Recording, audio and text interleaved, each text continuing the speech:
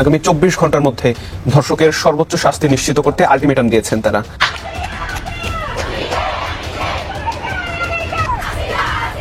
আপনি যদি আমাদের নিরাপত্তা না দিতে পারেন তাহলে আপনার ওখানে বসার কোনো অধিকার নেই। আপনি অবিলম্বে পদত্যাগ করতে হবে। আমরা স্বাধীন, আসলে আমরা স্বাধীন না। আমার রাষ্ট্র আমাকে কি নিরাপত্তা দেয়? একটা ব্যর্থ সরকার, তার কাছে আর কিছু আশা করা যায় না। আমরা এটা মেনে নিয়েছি যে এই সরকারটা ব্যর্থ হয়েছে, পুরোপুরিভাবে ব্যর্থ হয়েছে। তারা যে সংস্কারের কথা বলেছে, তারা যেখানে আছেন এই সংস্কারটা আসলে আমরা দেখতে পাইনি। আপনি চিন্তা করতে পারছেন যে আমাদের দেশটা এখন কোন পর্যায়ে গিয়ে পৌঁছেছে? মাগুরা সহ দেশ জুড়ে ধর্ষণের ঘটনায় বিক্ষোভে উত্তাল রাজধানী। 3 কার্যদিবসের মধ্যে বিশেষ ট্রাইব্যুনাল গঠন এবং 1 মাসের মধ্যে বিচার শেষ করা সহ 5 দফা দাবি ঘোষণা করেছে ধর্ষণ বিরোধী মঞ্চ।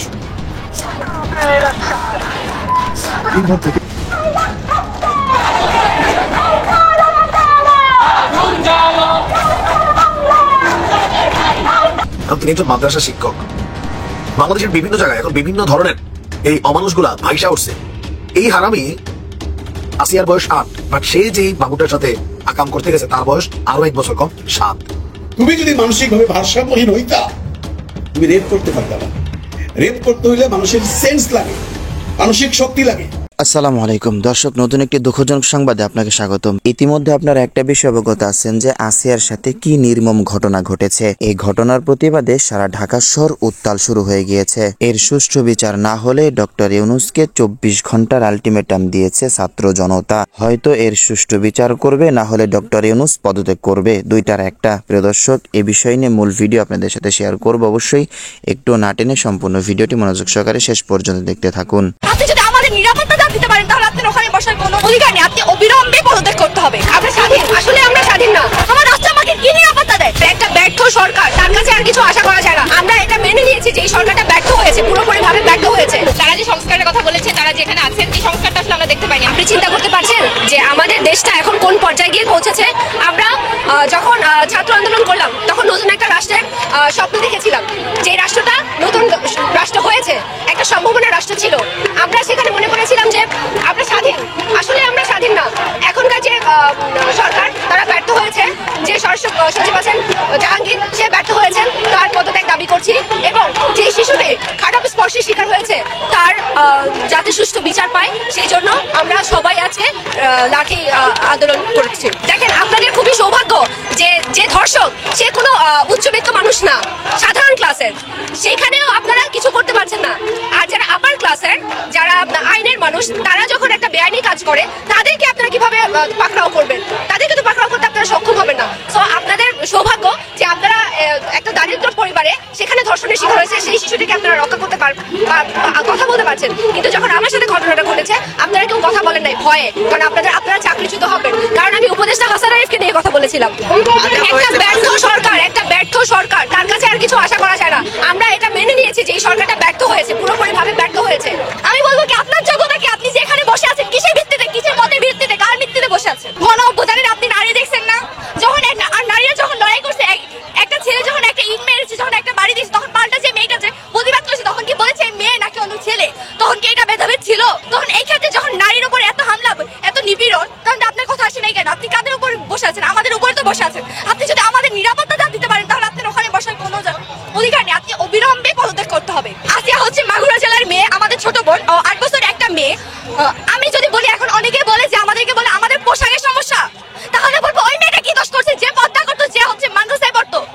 আমার বোন যে আসিয়া, যার কথা আপনি বললেন, ও কি দোষ করছে? ও কি বুঝে এগুলার? বলেন, 8 বছরের একটা মেয়ে, ও কি বুঝে? আমাকে উত্তর দিবেন আপনারা?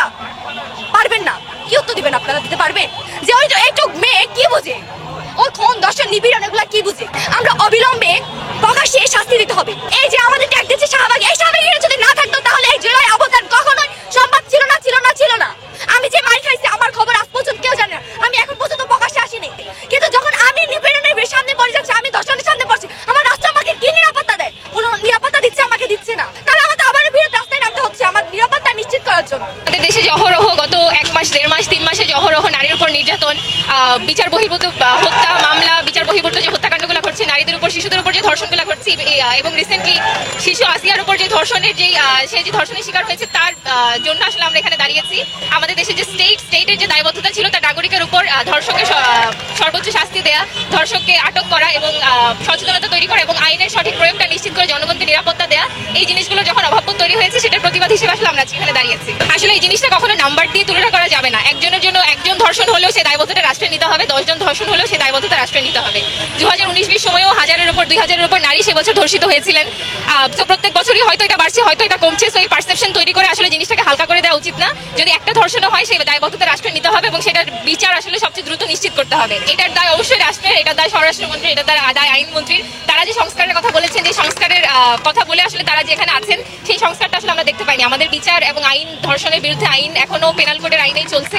কোনো দ্রুত বিচার ট্রাইব্যুনাল বা কোনো কিছু আমরা এখনো দেখতে পাচ্ছি না। ধর্ষণ নিয়ে অনেক ধরনের ট্যাবু এখন আমাদের আইনে আছে, এটাও কোনোভাবে এক্সপ্যান্ড করা হচ্ছে না। আমাদের আজকের এই আন্দোলনের দাবির মধ্যে দাবিগুলো ইনক্লুড করা আছে। তো এই জিনিসগুলো আসলে পরিবর্তন করতে হবে, সংস্কার আনতে হবে। যত দ্রুত সম্ভব বিচার কার্যক্রম করতে হবে। এটা শুধু আমি আসিয়ার জন্য বলছি, কিন্তু ইন জেনারেল যদি আমি বলতে চাই তাহলে মিনিমাম 90 ডেজের মধ্যে কোনো কনভারসেশন ছাড়াই একজন ধর্ষকের বিচার কার্যক্রম করতে হবে। এটা হচ্ছে ফার্স্ট স্টেপ, আমার পক্ষ থেকে বলা।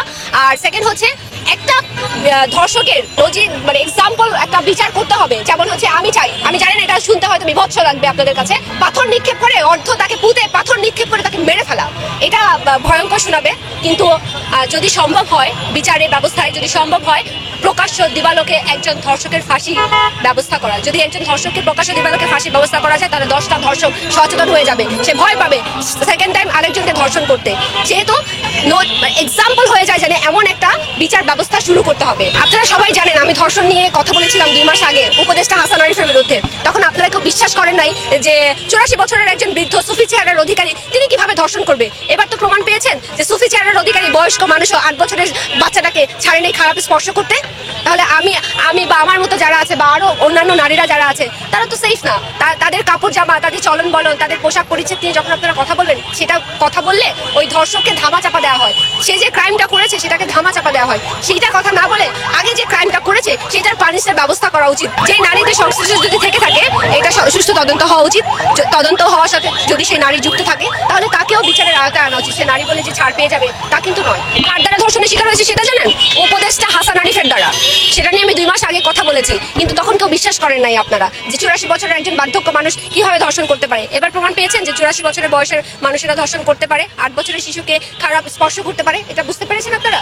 চেয়ারম্যান মেম্বার এই শ্রেণীর যে গ্রামগঞ্জে যারা আছে এনাদেরকে প্রথমত সচেতন করতে হবে, এদেরকে একটু টাইট দিতে হবে। পুলিশদের মধ্যে আত্মবিশ্বাস কমে গেছে, এই ধরনের ভুলভাল কথা বলা যাবে না, পুলিশদেরকেও টাইট দিতে হবে। এবং পরিবারগুলোকে যারা হচ্ছে মায়েরা বোনেরা আছেন তাদেরকে বোঝাতে হবে যে কেউ যদি ধর্ষণ করে সে অপরাধী, তুমি অপরাধী না। তুমি বলতে পারো, সে বলতে চায় না কারণ তার ব্যক্তি জীবনে প্রভাব পড়বে, সেটা তাকে আসলে এটা তো সহজ বিষয় না। ধর্ষণ একটা স্বাভাবিক সহজ বিষয়, খুব সেন্সিটিভ একটা ইস্যুস। তো এই বিষয়টা নিয়ে প্রত্যেকটা পরিবারে ডোর টু ডোর ভিজিট করে প্রত্যেকটা পরিবারকে বুঝাইতে হবে যে you are not a criminal, এটা তুমি ক্রাইম করো না, যে করেছে তাকে নিয়ে কথা বলো।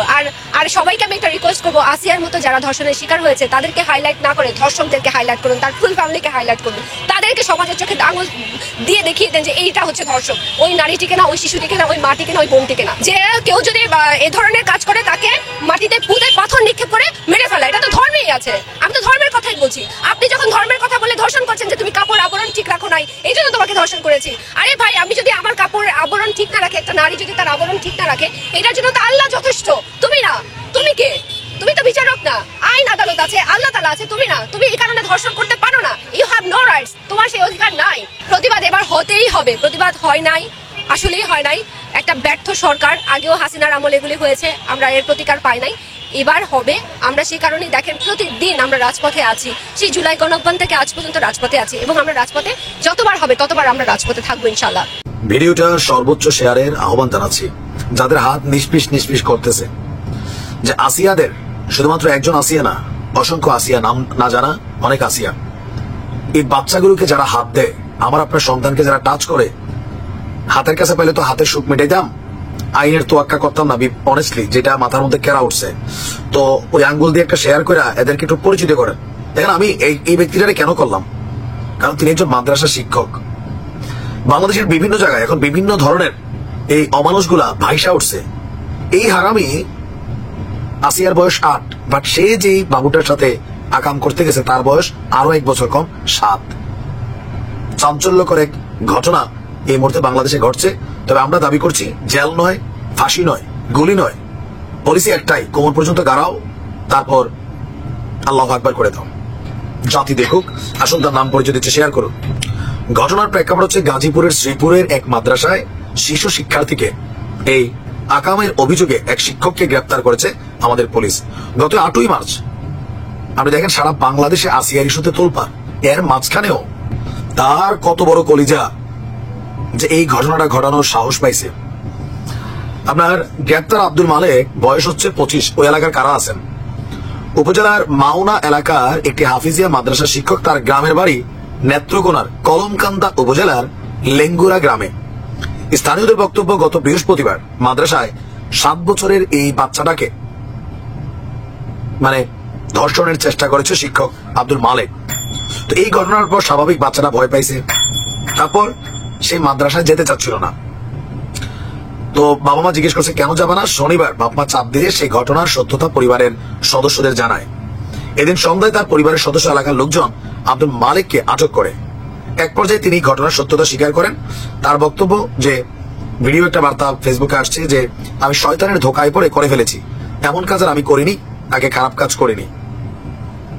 দেখেন 10টা মানুষ যদি খারাপ কাজ করে, আমরা ভাইবা নেই যে এদের এলেম নাই, আমল নাই, ইমান নাই। আমরা ফাফি বান্দা, একজন হুজুর, মাদ্রাসার শিক্ষক, আমরা তাদেরকে দেখলে সম্মান দেই। আমরা ভাবি আমার নৈতিকতার শিক্ষক হচ্ছেন তিনি। একটা মাদ্রাসা পড়ুয়া যুবকের বিড়ি খাওয়া আর আরেকটা নর্মাল স্কুল কলেজে পড়ুয়া যুবকের বিড়ি খাওয়াটা মানুষ এক দৃষ্টিতে দেখে না।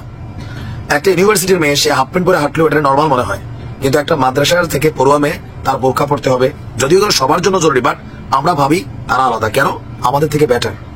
রেসপেক্ট করি, বাড়িতে আইনা আদর করে খাওয়াই, রাস্তাঘাটে দেখলে চায়ের পয়সা দিয়া দেই, একটা সালাম দেই, অন্তর থেকে সম্মান আসে। তো এই নৈতিকতার শিক্ষক যারা, বাংলাদেশের বিভিন্ন মাদ্রাসায় অনেক ঘটনা ঘটে, বলাৎকারের ঘটনা। এটা তো মেয়ে বাচ্চা, ছেলে বাচ্চাদের উপরও শিক্ষক নামের কিছু হায়না এই মাদ্রাসা শিক্ষাটাকেই প্রশ্নবিদ্ধ করে। আমি আমার বেশ কয়েকটা ভিডিওতে বলছি সরকারের একটা আইন করা উচিত। প্রত্যেকটা মাদ্রাসার আবাসিক ছাত্রাবাসে ক্যামেরা থাকতে হবে, সিসি ক্যামেরা। হুজুরের রুমেও কে ঢুকে কে বের হয় প্রয়োজনে দরজার সামনে। কারণ অনেক ঘটনা ঘটে যেগুলো পরবর্তী সময়ে বাচ্চারা ভয়ে বলে না, অনেক জায়গায় বললে গার্জিয়ান ম্যানেজ হয়ে যায়, স্কুল কমিটিকে পায়ে ধরে ফেলে মাদ্রাসা কমিটি। বাহিরে ঘটে সেটা আলাদা ভাই। অনেকে কবেন ভাই হুজুরের বিষয়, আরে ভাই আমার ধর্মের ভিতরে যদি এই ধরনের অমানুষ থাকে তারাই তো আইডেন্টিফাই করা দরকার। সারা বাংলাদেশের জন্য এদের গায়ে দেখলে ওয়াক্থু মানুষ মাইরা দেয়। আর নতুন আইন চাই, বললাম না, যেটা রাষ্ট্রীয়ভাবে কার্যকর করতে হবে। আশ্চর্য হই যে এদের কি পরিমাণ বিকৃত মানসিকতা। আপনার বাচ্চা ছেলেটারে পাঠাইছেন 5-7 বছরের, পাইলে এগুলো কাম করতে ধরে এরা। বহুত ঘটনা আছে, প্রকাশিত হয় না। আপনি কটা দেখেন মিডিয়াতে, 2-4টা ঘটনা ভাইরাল হয়। প্রত্যেকটা মাদ্রাসার আবাসিক শিক্ষার্থী যারা আছেন, আন্ডার ক্যামেরা বাধ্যতামূলক করতে হবে মাদ্রাসা শিক্ষা বোর্ড থেকে। আর নাহলে শিক্ষা বোর্ডে কে আছে এর পাশার মধ্যে আদর করে তুলে দেওয়া দরকার। এখানে বসে খালি ডায়লগ বাজি ছাড়া কিছু নাই। এত বছর ধরে বলতেছি, এরপরে এগুলো হচ্ছে না। Classroom to A to Z CC camera থাকতে হবে, ডেটা থাকতে হবে, নয়তো এগুলো বন্ধ হবে না। মাদ্রাসা শিক্ষা প্রশ্নবিদ্ধ হবে। এর শাস্তি আমরা বললাম না, যে যেটা চাই ওইটাই দিতে হবে। আগের ভিডিওটা দেখে নিন। ভালো থাকুন। মাগুরা সহ দেশ জুড়ে ধর্ষণের ঘটনায় বিক্ষোভে উত্তাল রাজধানী। 3 কার্যদিবসের মধ্যে বিশেষ ট্রাইব্যুনাল গঠন এবং 1 মাসের মধ্যে বিচার শেষ করা সহ 5 দফা দাবি ঘোষণা করেছে ধর্ষণ বিরোধী মঞ্চ। তবে দিনভর স্বরাষ্ট্র উপদেষ্টার পদত্যাগের দাবি উঠে ঢাকা বিশ্ববিদ্যালয়ের প্রতিবাদী কর্মসূচি থেকে। এছাড়া প্রাইভেট বিশ্ববিদ্যালয় ছাড়াও বিভিন্ন শিক্ষা প্রতিষ্ঠানে বিক্ষোভ হয়। এ সময় ধর্ষণ, নারী ও শিশুর উপর সহিংসতা বেড়ে যাওয়ায় উদ্বেগ জানিয়ে দ্রুত বিচারের দাবি জানানো হয়। রিপোর্ট করেছেন দীপু শিকদার। দিনভর প্রতিবাদ মুখর ক্যাম্পাস।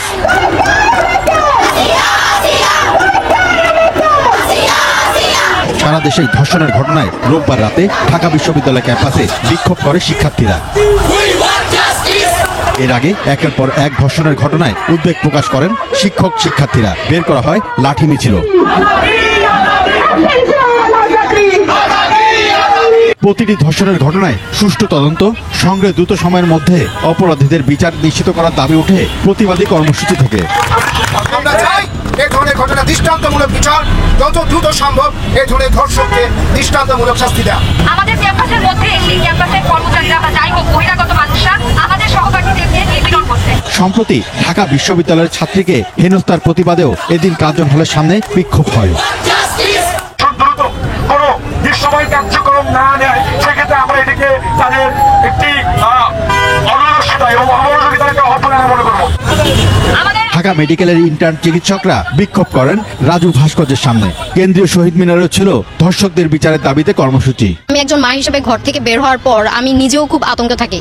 শিশু থেকে শুরু করে বয়স্ক মহিলা কেউই কিন্তু আমাদের দেশে এখন সেফ নাই। গ্রাম্য সালিশের মাধ্যমে এগুলো মিটিয়ে ফেলা হচ্ছে, কোনো ধর্ষকের বিচার হচ্ছে না। যদি শাস্তি হয় তাহলে আসলে যারা ধর্ষক তাদের মধ্যেও বিন্দু মাত্র হলেও হয়তো ভয় কাজ করবে। বর্তমান স্বরাষ্ট্র উপদেষ্টা বা আইন উপদেষ্টা ওনাদের কারোরই কোনো ভ্রুক্ষেপ আছে বলে কোনোভাবে মনে হয় না। আমরা জনসম্মুখে ধর্ষকের ফাঁসির দাবি চাই এবং ফাঁসি কার্যকর বাস্তবায়ন দেখতে চাই। এছাড়া সাউথ ইস্ট সহ বিভিন্ন বেসরকারি বিশ্ববিদ্যালয়ের শিক্ষার্থীরাও নিজেদের ক্যাম্পাসে ধর্ষণ বিরোধী প্রতিবাদী কর্মসূচি পালন করেন।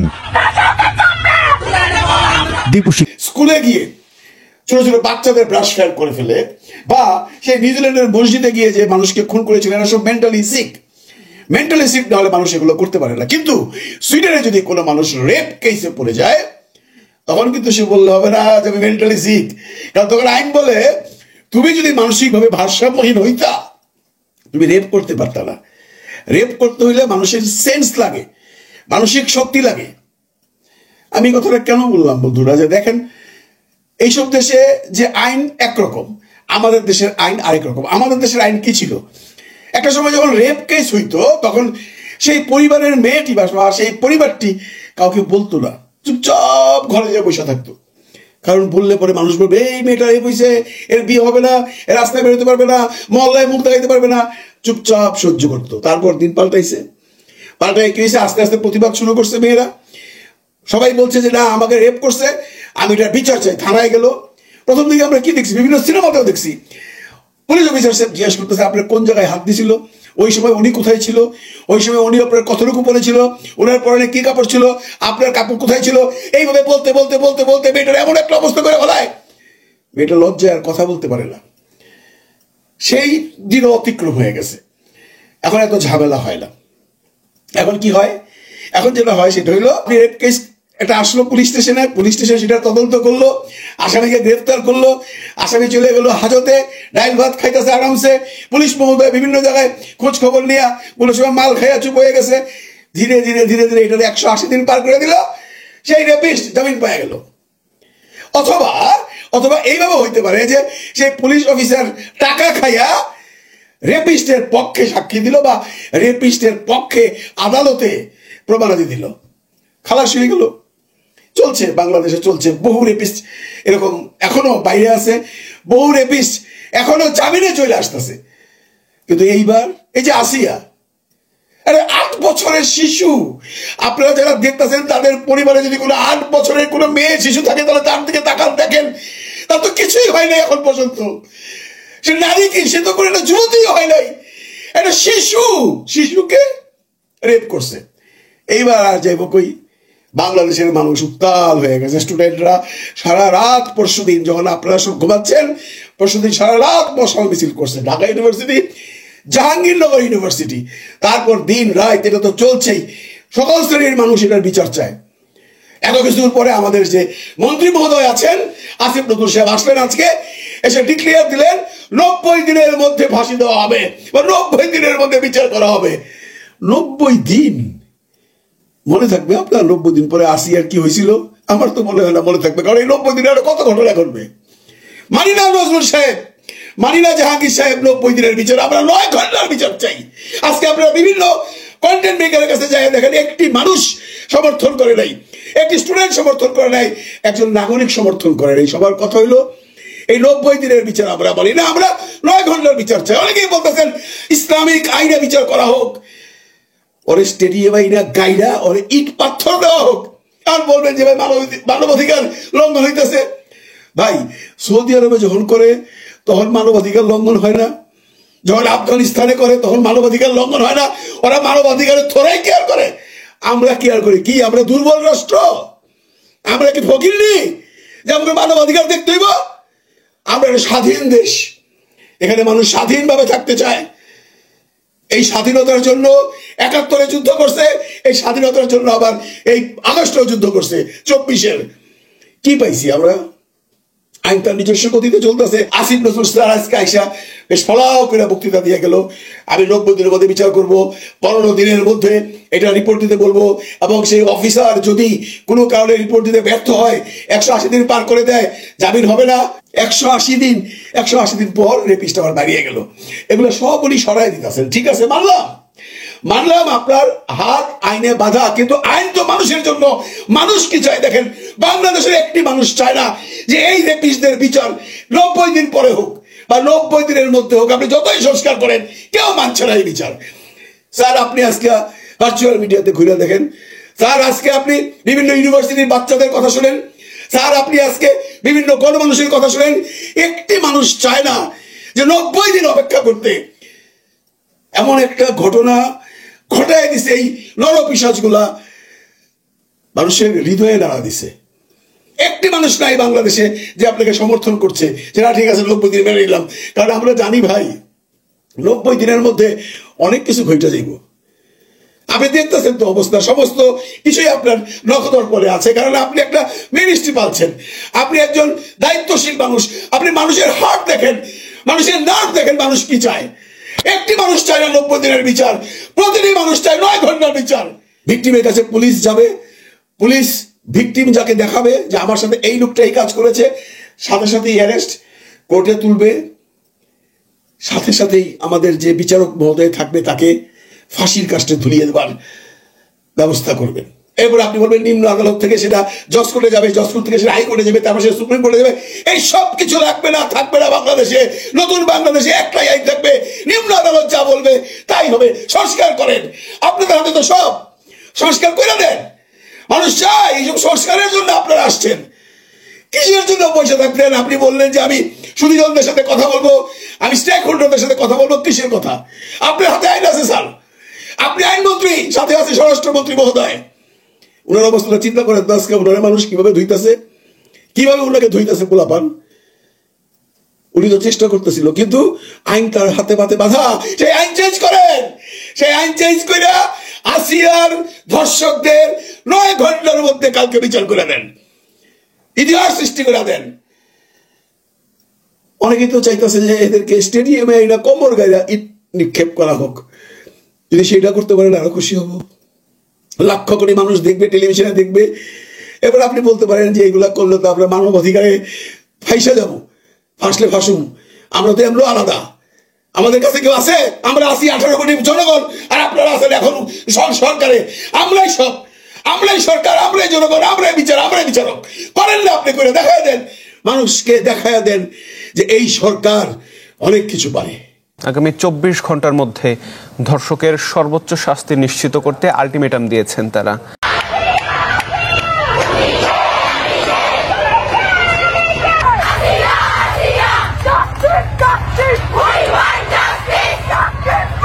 আমরা মনে করি আইনগত যে দুর্বলতা রয়েছে বাংলাদেশে, সেটি বাংলাদেশে একটি ধর্ষক তৈরির কারখানা প্রতিষ্ঠা করেছে। রাষ্ট্রকে জানাতে চাই, আগামী ৪৮ ঘন্টার মধ্যে বিশেষ ট্রাইব্যুনাল গঠনের মাধ্যমে যদি চিহ্নিত ধর্ষকদের শাস্তি নিশ্চিত না করা হয়, তাহলে আমরা আজকে আসিয়ার পক্ষে দাঁড়িয়েছি, আমরা ৪৮ ঘন্টা পর এই ব্যর্থ রাষ্ট্রের বিপক্ষে দাঁড়াবো।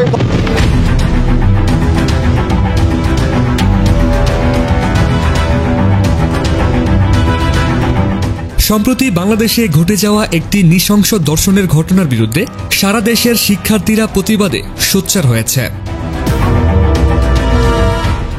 বিশেষ করে দেশের বিভিন্ন বিশ্ববিদ্যালয়ের শিক্ষার্থীরা দলবদ্ধভাবে রাস্তায় নেমে সরকারের আইন শৃঙ্খলার অবনতির বিরুদ্ধে কঠোর নিন্দা জানিয়েছেন। তাদের দাবি, দেশের প্রচলিত আইন দুর্বল হওয়ায় অপরাধীরা সহজেই পার পেয়ে যাচ্ছে, যা সমাজকে ধ্বংসের দিকে ঠেলে দিচ্ছে। শিক্ষার্থীদের মতে বর্তমান আইনি দুর্বলতাই ধর্ষণের মতো ঘৃণ্য অপরাধকে উৎসাহিত করছে। এক শিক্ষার্থী ক্ষোভ প্রকাশ করে বলেন, আইনগত দুর্বলতাই দেশকে ধর্ষণ তৈরির কারখানায় পরিণত করছে। আমরা মনে করি আইনগত যে দুর্বলতা রয়েছে বাংলাদেশে, সেটি বাংলাদেশে একটি ধর্ষক তৈরির কারখানা প্রতিষ্ঠা করেছে। আগে যেমন লীগের আমলে আমরা দেখতাম যে লীগের দোষরদেরকে ছাড় দেওয়া হয়, তেমনি ধর্ষকদেরকে প্রতিনিয়ত ছাড় দেওয়া হচ্ছে। শিক্ষার্থীরা সরকারের প্রতি স্পষ্ট হুঁশিয়ারি উচ্চারণ করে জানিয়েছেন যে যদি 24 ঘন্টার মধ্যে ধর্ষকের দৃষ্টান্তমূলক বিচার না করা হয় তাহলে তারা আরও ব্যাপক আন্দোলনের দিকে যেতে বাধ্য হবে। রাষ্ট্রকে জানাতে চাই, আগামী 48 ঘন্টার মধ্যে বিশেষ ট্রাইব্যুনাল গঠনের মাধ্যমে যদি চিহ্নিত ধর্ষকদের শাস্তি নিশ্চিত না করা হয় তাহলে আমরা আজকে আসিয়ার পক্ষে দাঁড়িয়েছি, আমরা 48 ঘন্টা পর এই ব্যর্থ রাষ্ট্রের বিপক্ষে দাঁড়াবো। এই রাজু ভাস্কর্য থেকে ঢাকা বিশ্ববিদ্যালয়ের শিক্ষার্থীদের পক্ষ থেকে আমরা ধর্ষণ বিরোধী মঞ্চ ঘোষণা করলাম। আগামীকালকে সন্ধ্যা 7:30টায় আসিয়ার ধর্ষকদের ফাঁসির দাবিতে এবং বিশেষ ট্রাইব্যুনাল গঠন করে প্রত্যেকটা ধর্ষণের বিচারের দাবিতে আমরা পুনরায় মশাল মিছিল করব। এই রাজু ভাস্কর্য থেকে আগামীকালকে 7:30টায় সন্ধ্যা 7:30টায় ইফতারির পরে আমরা প্রত্যেকটা হল থেকে মিছিল নিয়ে এসে এই রাজু ভাস্কর্য থেকে আমরা মশাল মিছিল বের করব। এক শিক্ষার্থী বলেন, এই অন্তর্বর্তীকালীন সরকার যদি ধর্ষকের বিচার নিশ্চিত না করে তবে আমরা সরকারের বিরুদ্ধে আরো কঠোর কর্মসূচির ঘোষণা করব। আমার বন্ধের নিরাপত্তা নিশ্চিত করতে না পারেন তাহলে এই দেশের শাসনভার চালানোর অধিকার আপনারা হারিয়ে ফেলেছেন।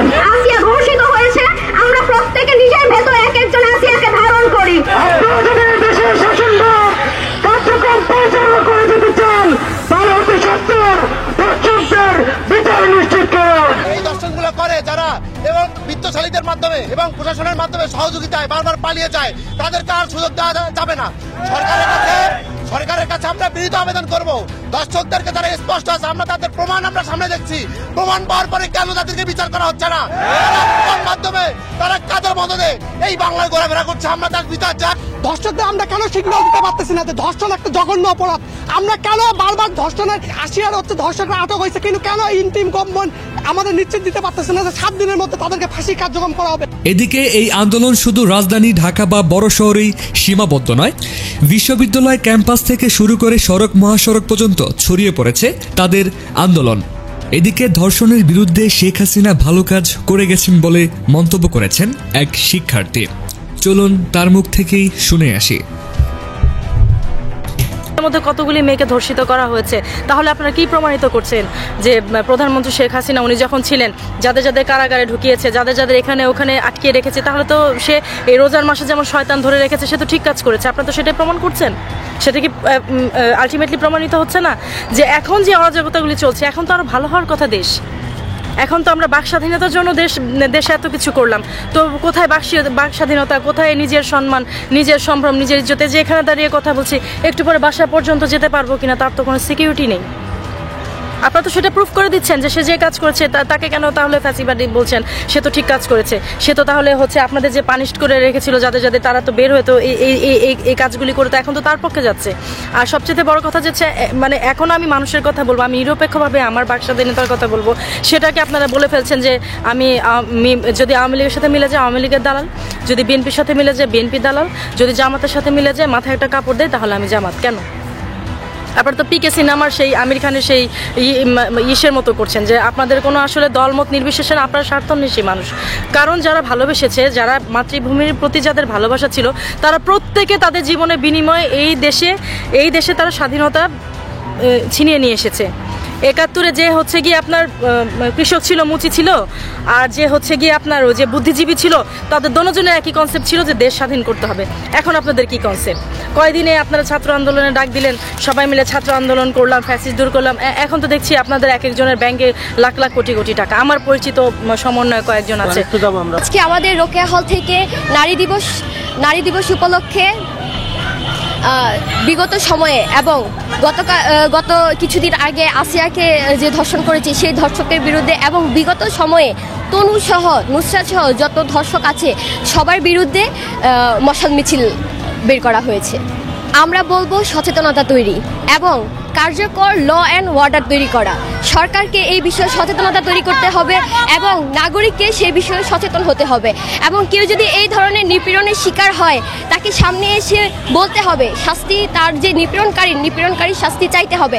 এবং বিশেষভাবে কেউ যেন এই ধরনের কাজে লিপ্ত না হয়, কেউ যেন এই ধরনের কাজের ভুক্তভোগী না হয়। নারী, শিশু, যুবতী তারা এই বিষয়ে ল অ্যান্ড অর্ডার করতে হবে এবং সচেতনতা তৈরি করতে হবে।